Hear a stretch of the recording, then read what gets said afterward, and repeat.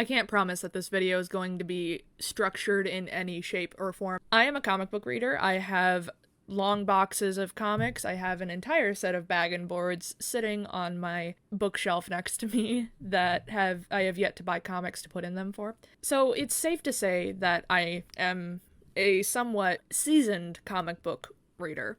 As someone who makes content talking about primarily Thor comics, one of the questions that I've seen, not only to me, but to my mutuals who also make content around comic books, is from people who don't read comics as much as me or my friends, and they want to start doing that, but they don't know where to start, so they're always like, okay, I want to start reading, we're going to use the example of Thor comics because that's my area of expertise. There are over 750 Thor comics. I'm pretty sure we're into the 760s at this point, and that number of just like single issues to someone could seem really, really intimidating. And they're probably thinking, well, do I have to read all 760 plus Thor comics in order to, know as much as I do or as much as other people do? And the answer to that is no. Please do not, and I cannot stress this enough, please do not think that you have to read every single appearance of Thor. And just saying that out loud, I understand why people can get intimidated by just the sheer number of things that exist about a character. It's not as easy as saying picking up a graphic novel, where graphic novels are numbered like 1 to whatever. Comic books are a very different kind of medium that I understand why people get very intimidated about it. So that's what this very long drawn out intro of stuff is going to really be talking about in this video. Let's get into what I would suggest doing to start reading comic books. Now, everyone has a different answer to getting into reading comics. This is just my interpretation of it. Some people might say differently. Some people might recommend you something if they're trying to sell you something. Really, getting into comics is not as intimidating as people may seem or how other people make it out to be. In all honesty, if you just pick up a random issue of a Thor comic, even if you don't know what's going on in it, you don't know the characters, you just don't know anything about Thor in general, just picking up a random Thor comic is already a start.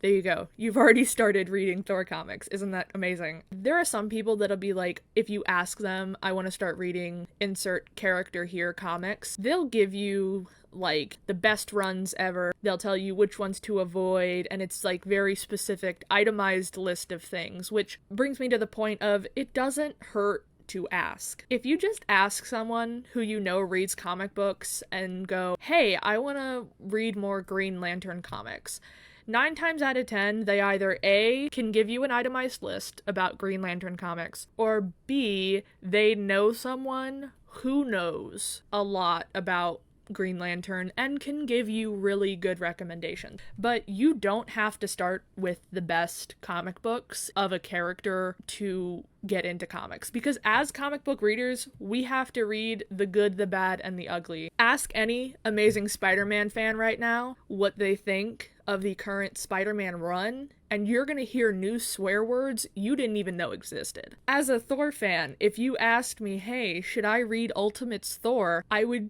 very, very quickly tell you never to go near Ultimates Thor. Actually, don't go near the Ultimates universe in general, unless you're reading Ultimate Spider-Man, because that's like the only decent thing to come out of the Ultimates universe, because the Ultimates universe is where things go to die. But here's the thing, if you start with like Ultimate Thor, that's where you start, and I can't help you, you've already entered the circle of hell. But the thing about that is, this goes for, any Marvel character, any DC character, any like Image Comics, any comic book thing that you want to learn about, this applies to. If you start with like the worst like characterization of Thor, the worst writing ever, and you start with like Ultimates Thor, and then you go on to read, the first few issues, or like the first few arcs, I should say, of the Donny Cates Thor run, or then you start reading Immortal Thor. The great thing about humans is that when we are presented with new information, we can actually change our opinion on things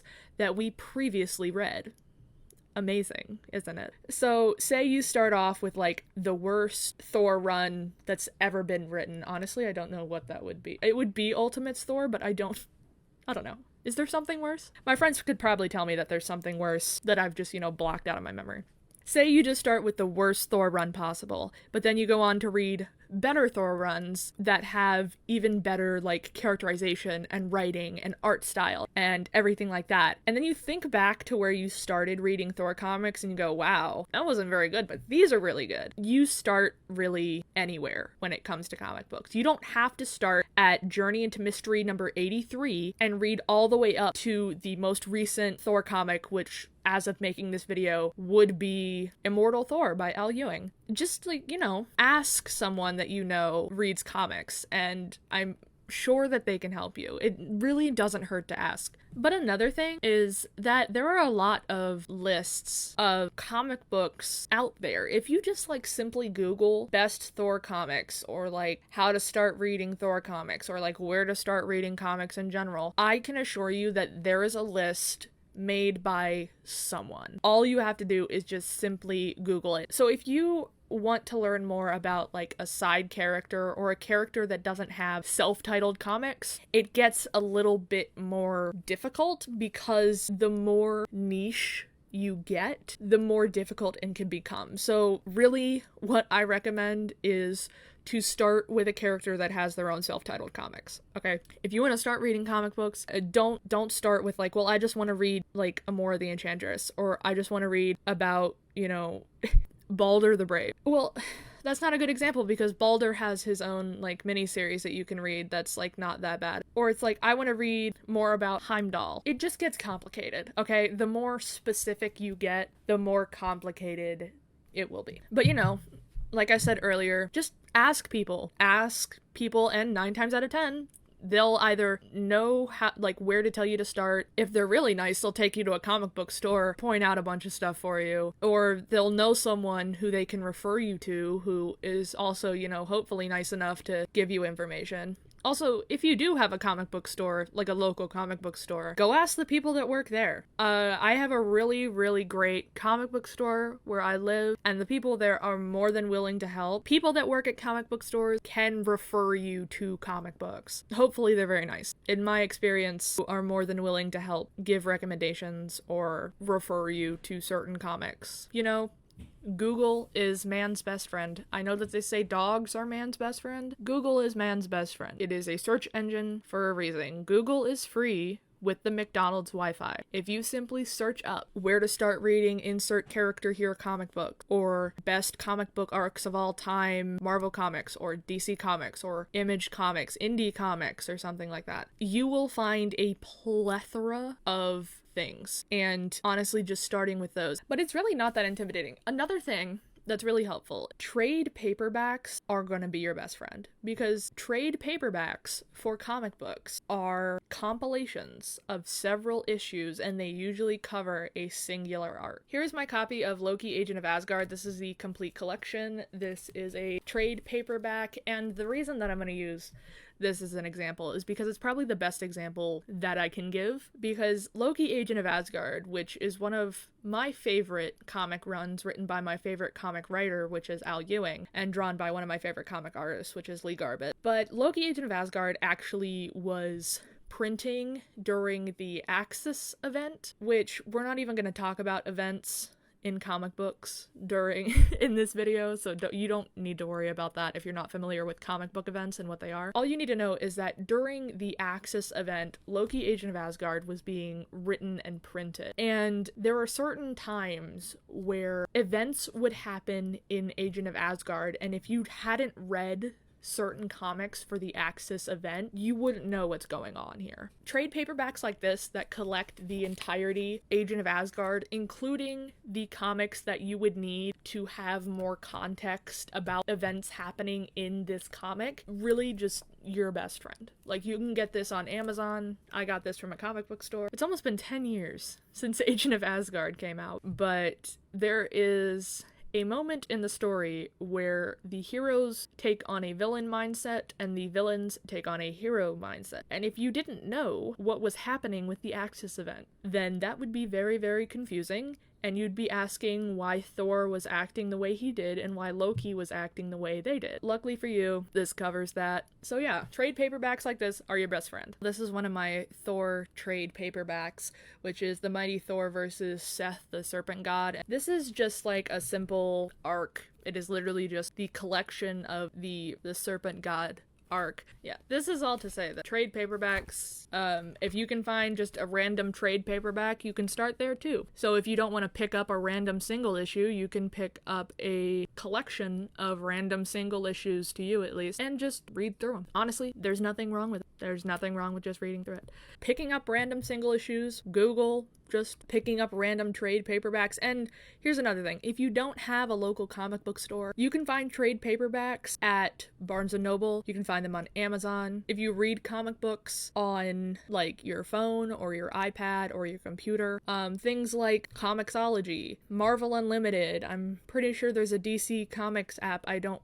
know the name to. There's other means of reading comic books. I specifically read on Marvel Unlimited because, like I said, I am primarily a Marvel Comics reader. Was it obvious that I read Marvel Comics? Is it obvious? I primarily read my comics on Marvel Unlimited. They do have a crazy backlog of comics that they are constantly adding to, but they can also show you comics based off of like different characters, and I can assure you right now I am not being paid by Marvel Unlimited. This is just the comic app that I use, so I know a lot about it, but I mean, if Marvel